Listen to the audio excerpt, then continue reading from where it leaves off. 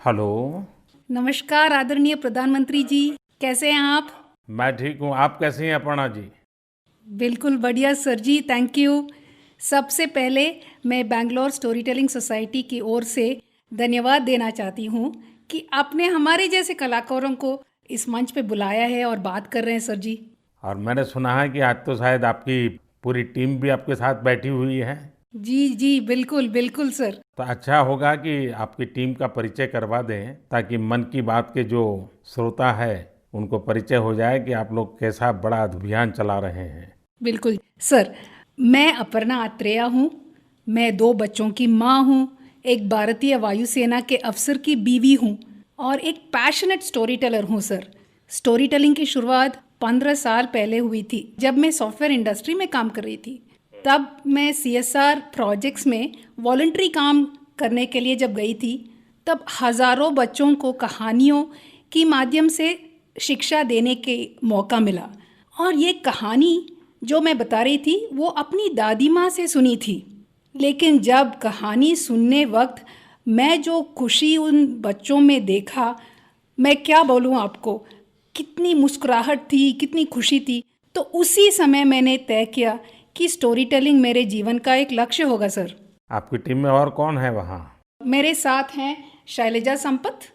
मैं उनसे परिचय करवाने के लिए आज्ञा मांगती हूँ सर। जरूर जरूर, हाँ। नमस्कार सर। नमस्ते जी। मैं शैलजा संपत बात कर रही हूँ। मैं तो पहले टीचर थी, उसके बाद जब मेरे बच्चे बड़े हुए तब मैंने थिएटर में काम शुरू किया और फाइनली कहानियों को सुनाने में सबसे ज़्यादा संतृप्त मिला। तो अब मैं वही कर रही हूँ, जैसे कि टीचर्स को ट्रेन करती हूँ और बच्चे और बुज़ुर्गों को कहानियाँ भी सुनाती हूँ। मगर मुझे अपना किए काम पर बहुत गर्व है कि मैंने एनी नाम का एक इंटरैक्टिव मशीन के लिए कन्नड़ा कंटेंट तैयार किया है, जिससे नेत्रहीन बच्चे ब्रेल सीख सकते हैं। और यह सब के लिए मैं श्रेय तो मेरे फैमिली को ही दे सकती हूँ। धन्यवाद। धन्यवाद, आपको बधाई। मेरे साथ सौम्या है। नमस्कार सर। नमस्ते जी। मैं हूँ सौम्या श्रीनिवासन। मैं एक साइकोलॉजिस्ट हूँ और मेरी बचपन चेन्नई में भरतनाट्यम और शास्त्रीय संगीत के साथ बीती है। इसके लिए तो मैं अपने माता और पिता को धन्यवाद देना चाहती हूँ। ये चारों मुझे कहानियों के दुनिया में खींच कर लाई। मैं जो काम करती हूँ बच्चों और बड़े लोगों के साथ, उसमें मैं कहानियों के द्वारा मनुष्य के नव रसाओं को जगाने में कोशिश करती हूँ और उसके साथ चर्चे भी करती हूँ। ये मेरी लक्ष्य है, healing and transformative story telling. और मुझे बहुत पसंद है हाथियों और साहस लड़कियों की कहानियाँ कहने के लिए। और जो भी मैं हूँ उसके पीछे मेरे बल है मेरे फैमिली, मेरे बच्चे उत्तरा और केशव और मेरे हस्बैंड श्रीनिवासन। मेरे साथ हैं अपर्णा। नमस्ते सर। नमस्ते अपर्णा जी। मेरा नाम अपर्णा जयशंकर है। मैंने भारतीय यूनिवर्सिटी से मास्टर्स इन सोशल वर्क किया है। मैं गोल्ड मेडलिस्ट हूँ। लेकिन नौकरी, घर, गृहस्थी में 15 साल निकालने के बाद मैं अपनी पहचान कला की दुनिया में बनाना चाहती थी। वैसे तो मेरी सौभाग्य है कि मैं अपनी नाना, नानी और दादी के साथ इस देश के विभिन्न भागों में पली हूँ, इसीलिए रामायण, पुराणों और गीता की कहानियाँ मुझे विरासत में हर रात को मिलती थी। और जब जीवन साथी को भी इन कथाओं में दिलचस्प है और बैंगलोर स्टोरी टेलिंग सोसाइटी जैसी संस्था है, तो मुझे तो स्टोरी टेलर बनना ही था। एक स्टोरी टेलर को महाभारत से ज़्यादा कहानियों का भंडार तो नहीं है। जितने प्रांत उतने महाभारत। मैं इन विभिन्न महाभारतों को पढ़ना चाहती हूँ और लोगों तक पहुँचाना चाहती हूँ। मेरे साथ मेरे साथी लावण्या प्रसाद है। लावण्या जी नमस्ते। Namaste sir, I'm Lavanya Prasad and I'm an electrical engineer turned professional storyteller sir. Today, I believe I make better and long-lasting connections using stories rather than electrical wires. Sir, I grew up listening to stories from my grandfather and I had a very special liking to Harikathe form of storytelling sir, because I was trained in Bharatanatyam and Carnatic music. So today, sir, I use all of this in my storytelling. I work with senior citizens in my special project called Roots, where I help them document their life stories for their families. Apart from training teachers, children, and adults in the art of storytelling, I also do my bit, sir, in helping our epics, especially Ramayana, to reach a larger audience. And all this would not have been possible without the support of my family, sir. So today I take this time to thank my parents, my husband Narayan Prasad, and my two lovely daughters Niranjana and Manya. Lavanya जी, आपको बहुत बधाई। और जैसा आपने कहा, मैंने भी एक बार मन की बात में सबको कहा था कि आप परिवार में अपने दादा दादी नाना नानी है तो उनसे उनकी बचपन की कहानियाँ पूछिए और उसको टैप कर लीजिए, रिकॉर्ड कर लीजिए, बहुत काम आएगा, ये मैंने कहा था। लेकिन मुझे अच्छा लगा कि एक तो आप सबने जो परिचय दिया अपना, उसमें भी आपकी कला, आपकी कम्युनिकेशन स्किल और बहुत ही कम शब्दों में बहुत ही बढ़िया ढंग से आपने अपना परिचय करवाया, इसलिए भी मैं आपको बधाई देता हूँ। Thank you, sir. Thank you. अच्छा, मेरे मन में एक सवाल है। We know that children enjoy stories, but what about adults? क्या बड़ों को भी कहानियाँ पसंद आती हैं? क्या अनुभव है आपका? कहानियाँ सिर्फ बच्चों के लिए नहीं बल्कि बड़े बूढ़ों के लिए भी उतना ही जायज़ है। कहानियाँ ही तो है जो हमें ज़िंदगी का आईना दिखाती रहती है और आपस के दरमियाँ होते हुए भी साथ रहने और रिश्ते निभाने की सीख देती है। कहानियाँ इस दुनिया में हमारी खूबियाँ और खामियाँ समझाती है। How do stories bring people together? That is a very beautiful question. There is a very famous quote, sir, that says, the shortest distance between two people is a story. For example, in a country as diverse as India, it is amazing to see how folktales from different states are centered around a universal theme. But at the same time, it highlights the respective culture. Sir, stories are like food for our soul. A simple dal becomes sambar in Tamil Nadu, pulusu in Andhra Pradesh, and khichdi in Uttar Pradesh. Stories are also like that, sir. One ingredient, but unique and different tastes. अंतर तो निरंतर है और कहानियाँ हमें ये समझाने में मदद करते हैं.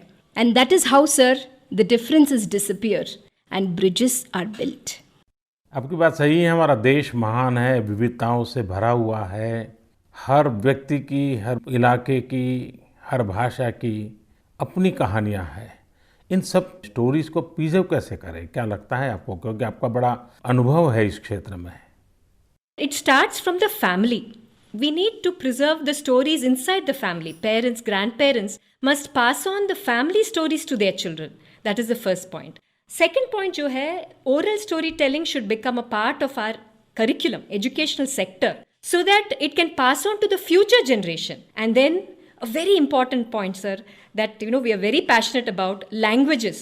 जो हमारे great nation में हैं, जो languages हैं, we need to preserve those languages by telling the stories from every language. In a small way, Bangalore Storytelling Society, we are doing that by our event called as Story Song Border, where we tell stories in many languages. And finally, sir, I think an art form can be supported through the regional support of the government, through funding and grants that will help us create more events, special storytelling events, and also do research. And this, we think, is the way we can preserve storytelling for the future. मुझे लगता है कि हमने कहानियों की कहानी पर काफ़ी बातें की। एक प्रकार से एपेटाइजर का काम कर रही है। अब जो हमारे श्रोता लोग हैं मन की बात के, उनका भी मन करता होगा कहानी सुनने का। क्या मैं आपको रिक्वेस्ट कर सकता हूँ, एक तो कहानी सुनाएं आप लोग? जी बिल्कुल, ये तो हमारा सौभाग्य है जी। चलिए चलिए सुनते हैं कहानी एक राजा की। राजा का नाम था कृष्णदेवराय और राज्य का नाम था विजयनगर। अब राजा हमारे थे तो बड़े गुणवान, अगर उनमें कोई खोट बतानी ही था तो वो था उनका अधिक प्रेम अपने मंत्री तेनालीरामा की ओर और दूसरा भोजन की ओर। राजा जी हर दिन दोपहर के भोजन के लिए बड़े आस से बैठते थे कि आज कुछ अच्छा बना होगा, और हर दिन उनके बावर्ची उन्हें वही बेजान सब्जियां खिलाते थे। तुरई, लौकी, कद्दू, टिंडा, उफ। ऐसे ही एक दिन राजा ने खाते खाते गुस्से में थाली फेंक दिया और अपने बावर्ची को आदेश दिया, या तो कल कोई दूसरा स्वादिष्ट सब्जी बनाना या फिर कल मैं तुम्हें सूली पे चढ़ा दूंगा। बावर्ची बेचारा डर गया। अब नई सब्जी के लिए वो कहाँ जाए? बावर्ची भागा भागा चला सीधे तेनालीरामा के पास और उसे पूरी कहानी सुनाई। सुनकर तेनालीरामा ने बावर्ची को उपाय दिया। अगले दिन राजा दोपहर के भोजन के लिए आए और बावर्ची को आवाज दिए, आज कुछ नया स्वादिष्ट बना है या मैं सूली तैयार कर दूं? डरे हुए बावर्ची ने झटपट से थाली सजाया और राजा के लिए गर्मा गर्म खाना परोसा। थाली में नई सब्जी थी। राजा उत्साहित हुए और थोड़ी सी सब्जी चखे। वाह, क्या सब्जी थी! न तुरई की तरह फीकी थी, न कद्दू की तरह मीठी थी। बावर्ची ने जो भी मसाला भून के कूट के डाला था, सब अच्छी तरह से चढ़ी थी। उंगलियां चाटते हुए संतुष्ट राजा ने बावर्ची को बुलाया और पूछा कि ये कौन सी सब्जी है, इसका नाम क्या है? जैसे सिखाया गया था वैसे ही बावर्ची ने उत्तर दिया, महाराज, ये मुकुटधारी बैंगन है। प्रभु, ठीक आप ही की तरह यह भी सब्जियों का राजा है और इसीलिए बाकी सब्जियों ने बैंगन को मुकुट पहनाया। राजा खुश हुए और घोषित किए, आज से हम यही मुकुटधारी बैंगन खाएंगे और सिर्फ हम ही नहीं, हमारे राज्य में भी सिर्फ बैंगन ही बनेगा और कोई सब्जी नहीं बनेगी। राजा और प्रजा दोनों खुश थे। यानी पहले पहले तो सब खुश थे कि उन्हें नई सब्जी मिली है, लेकिन जैसे ही दिन बढ़ते गए सुर थोड़ा कम होता गया। एक घर में बैंगन भरता तो दूसरे के घर में बैंगन भाजा, एक के यहाँ कत्रिका सांबार तो दूसरे के यहाँ वांगी बात। एक ही बैंगन बेचारा कितना रूप धारण करे। धीरे धीरे राजा भी तंग आ गए। हर दिन वही बैंगन। और एक दिन ऐसे आया कि राजा ने बावर्ची को बुलाया और खूब डांटा, तुमसे किसने कहा कि बैंगन के सर में मुकुट है? इस राज्य में अब से कोई बैंगन नहीं खाएगा। कल से बाकी कोई भी सब्जी बनाना, लेकिन बैंगन मत बनाना। जैसे आपकी आज्ञा महाराज, कह के बावर्ची सीधा गया तेनालीरामा के पास। तेनालीरामा ने के पांव पड़ते हुए कहा कि मंत्री जी धन्यवाद, आपने हमारी प्राण बचा ली। आपके सुझाव के वजह से हम कोई भी सब्जी राजा जी को खिला सकते हैं। तेनालीरामा हंसते हुए कहा, वो मंत्री ही क्या जो राजा को खुश न रख सके।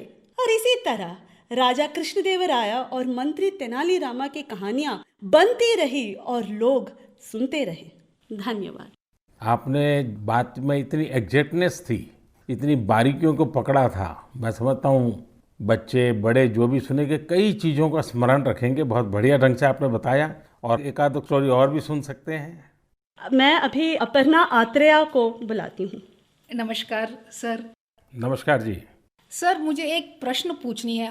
सर, आप क्या जानते हैं मनुष्य 3 बार क्यों खाता है रोज? 2 बार नहीं, 5 बार नहीं, 3 बार क्यों? आप जानते हो? मैं जानना चाहूँगा आपसे, और वो भी स्टोरी के माध्यम से। Thank you sir. अंग्रेजी में एक मज़ेदार कहानी बोलूँगी जो हमारी संस्कृति से आया है। A long long time ago, in the beginning of time, when everything was very different from now, there was a lot of people who wanted to understand how to live a better life. In fact, such a time existed when people wanted to live a better life. So they went to their favorite god. Sir, you must know who the favorite god is. बस एक ही होते हैं, वो होते हैं शिव जी. So they went straight to Shiv जी. एक delegation. By the way, for everyone, please do not think that Prime Minister delegation was happening only now. It was happening from the beginning of time. A delegation went all the way to Shiva. Dimikitaka, dimikitaka, dimikitaka tai. Dimikitaka, dimikitaka, dimikitaka tai. Dimikitaka, dimikitaka, dimikitaka tai. And all the way they went to Shivji. But Shivji was a very busy man. Everyone who leads nations are busy. And so was Shivji who leads the world. So he said, okay, I will get back to you a little later. In fact, my trusted aide Nandi will come and tell you my message. Please go back now. And he sent them back. So the delegation went back all the way and waited. When Shivji found time, he called Nandi and he said, listen, Nandi, you do me a favor. Go and tell man that they will be better human beings if they can do this mantra. Follow this mantra always. एक बार खाओ, 3 बार नहाओ, जाके उनको बोलो, said Shivji. So Nandi, of course, had to follow the order of Shivji. He said, Ji Huzur, and he turned and then he started to go down. Tinak kutakujinu, tinak kutakujinu, tinak kutakujinu. కుజిను తామ్ తామ్ తామ్ తిన కుత్త కుజిను తిన కుత్త కుజిను తిన కుత్త కుజిను తామ్ తామ్ తామ్. You see, Nandi was a very playful bull. As soon as he got down, first thing he saw was the great Himalayas. He looked and he said, "Snow! Snow everywhere! Let me go down the snow. Let me slide down the snow." And so he slid down and he started to play, and he had so much of fun coming down that he forgot about the mantra. And suddenly he remembered, "Oh yes, yes, yes. Ek baar khao, teen baar nahao. I should remember, I should remember." And he came down. But jaise he came further down, he saw Ganga Maiya. "Ganga Maiya ki jai!" he said. And he started to play in the Ganga. He drank the water. Splash, splash, splash. He played with the water. And he continued down. But by this time he was so playful. Tina kutta kujinu, tina kutta kujinu, tina kutta kujini, tam tam tam. As he went down, by the time he reached the delegation, there was a small change in the mantra. The mantra became, सभी लोग सुनो, शिव जी ने ये बोला है कि एक बार नहाओ, 3 बार खाओ. Oh ho, said everyone. Thank you very much. What a great message you have sent. We will follow it properly every day. And from that day on, everybody started to eat 3 meals a day. And soon, what happened? People ran out of food because there was no food in the fields. They ate so much 3 times a day. Finally, another new delegation was sent. Not the old delegation, new delegation was sent. Dimikitaka, dimikitaka, dimikitaka, tai, dimikitaka, dimikitaka, dimikitaka, tai. And they went all the way to Shivji. This time, thank God Shivji was not busy. He listened. He said, "Kya hua?" And everybody told, "Shivji, we don't have any more food. We have been eating 3 times a day." 3 times a day? Who asked you to eat 3 times a day? I told you to eat 1 time a day and bathe 3 times a day. But we got the message, sir, like this. Is that true? And then he called Nandi. "Is it true?" "I'm so sorry. I made a mistake. Please tell me what you will do." And Shivji said, "Well, you have to pay the price." And that is why, Adarniya Pradhan Mantri ji, what we are doing now is eating 3 times a day, but Nandi the bull and all his relatives go and plow fields. क्योंकि उनकी वजह से ही हमें 3 बार खाना पड़ा रोज. That is the story, sir. I hope you enjoyed the story, sir. बहुत बढ़िया. और विशेष कोइंसिडेंस ऐसा है कि देश में पोषण माह चल रहा है और आप दोनों की कथाएं भोजन से जुड़ी हुई है. जी, और अगर आप मेरी मन की बात पूछें तो मैं ये कहूँगी कि हमें अपने अंदर की बचपन को हमेशा जीवित रखनी चाहिए, सर. बहुत अच्छी बात बताई आपने. और मैं ज़रूर ये जो स्टोरी टेलर्स आप लोग हैं और भी लोग हैं, हमें किस प्रकार से हमारे देश की नई पीढ़ी को हमारे महान महापुरुष, महान माताएं बहनें जो हो गई हैं, कथाओं के माध्यम से उनके साथ कैसे जोड़ा जाए. हम कथा शास्त्र को और अधिक कैसे प्रचारित करें, पॉपुलर करें और हर घर में अच्छी कथा कहना, अच्छी कथा बच्चों को सुनाना, ये जाने जीवन की बहुत बड़ी क्रेडिट हो, ये वातावरण कैसे बनाए, उस दिशा में हम सब ने मिलकर काम करना चाहिए. लेकिन मुझे बहुत अच्छा लगा आप लोगों से बात करने कर, और मैं आप सबको बहुत शुभकामनाएं देता हूँ. धन्यवाद. धन्यवाद.